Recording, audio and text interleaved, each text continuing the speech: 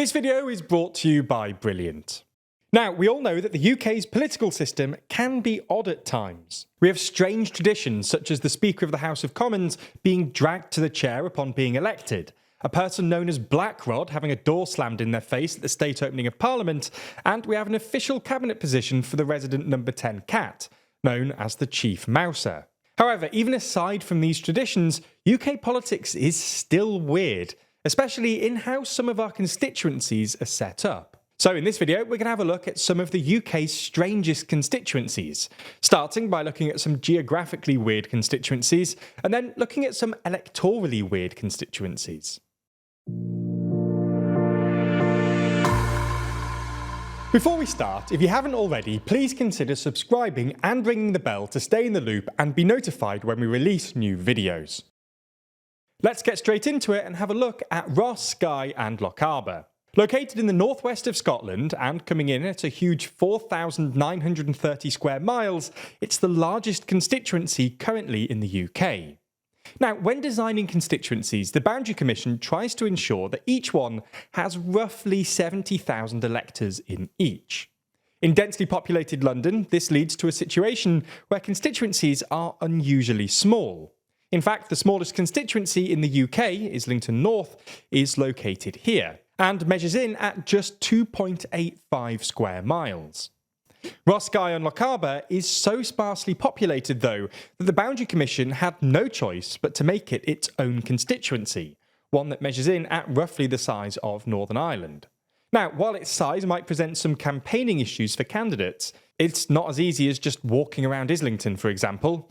The issues don't stop there. That's because it's also non-contiguous, meaning some parts of the constituency aren't connected, particularly the Isles of Skye and the Small Isles. To be fair though, this isn't all that odd, and there are a number of constituencies like this across the UK. In England, there's the constituency of St Ives, which includes parts of Cornwall and the Isles of Scilly.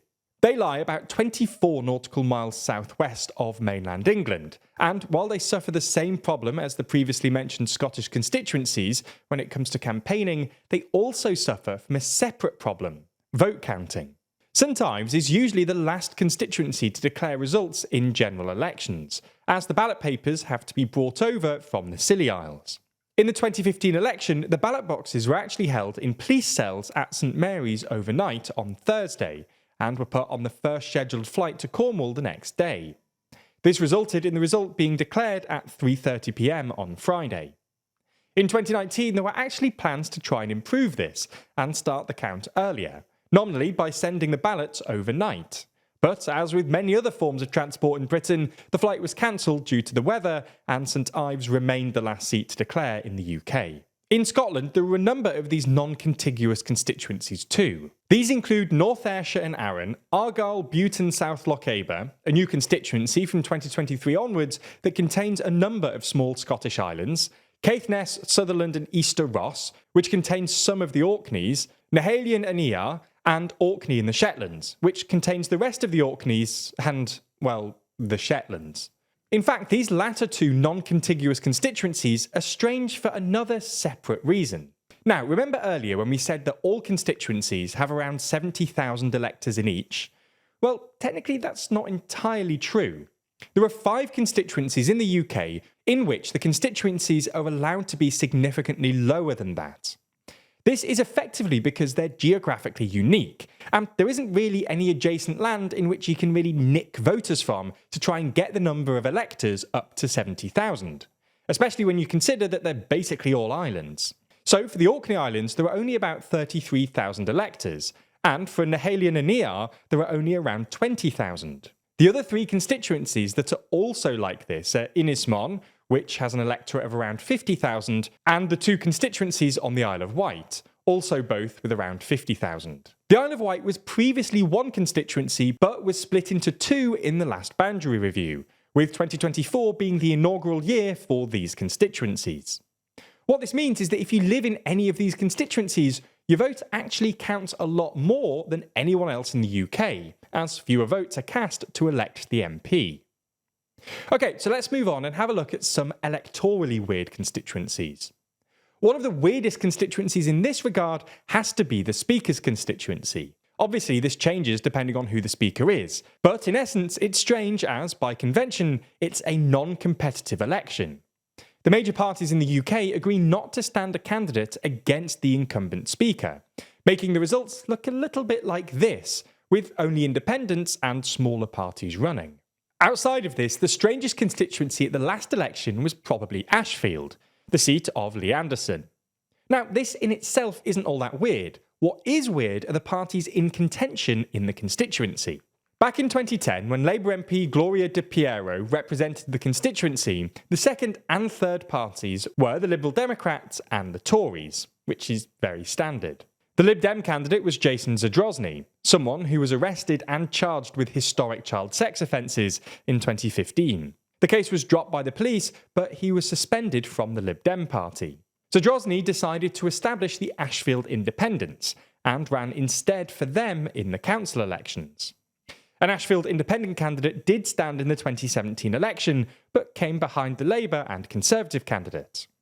In the 2019 general election, Zadrozny stood for the Ashfield Independents and actually beat the Labour candidate, coming only 6,000 votes behind Anderson. This is one of only 2 constituencies in the UK in 2019 where a local party did as well as second place.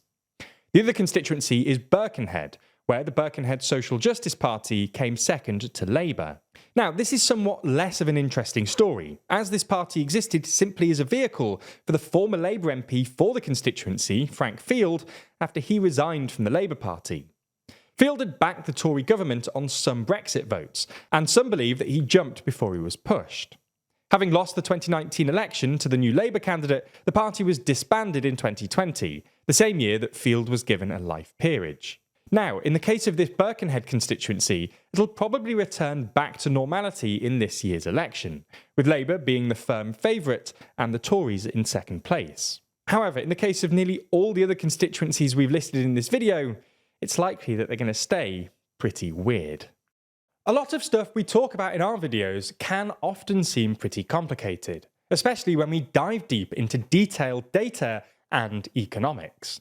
But there's a fun and easy way for you to learn more about these topics, which doesn't cost thousands of dollars or take years and years of studying.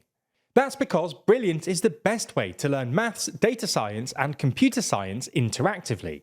And the fun thing is, it doesn't take long to learn either. These complex topics are broken down into small and accessible chunks, designed around your busy schedule, whatever your skill level. That means that if you spend just a few minutes a day, you can gain new knowledge over time, in an actually fun way. As time goes on, you'll get used to that feeling of learning too, because this isn't just about sitting down and reading. Brilliant teaches you by doing, using active learning to teach you the principles of otherwise quite complex topics, and ensuring you understand what's actually going on. So whether you want to brush up on your basic math skills, improve your employment prospects by learning about future technology, or just have fun with coding, then you can check out everything that Brilliant has to offer for free for 30 days by clicking the link below. Plus, the first 200 of you that sign up will get 20% off Brilliant's premium annual subscription. Thanks for your support.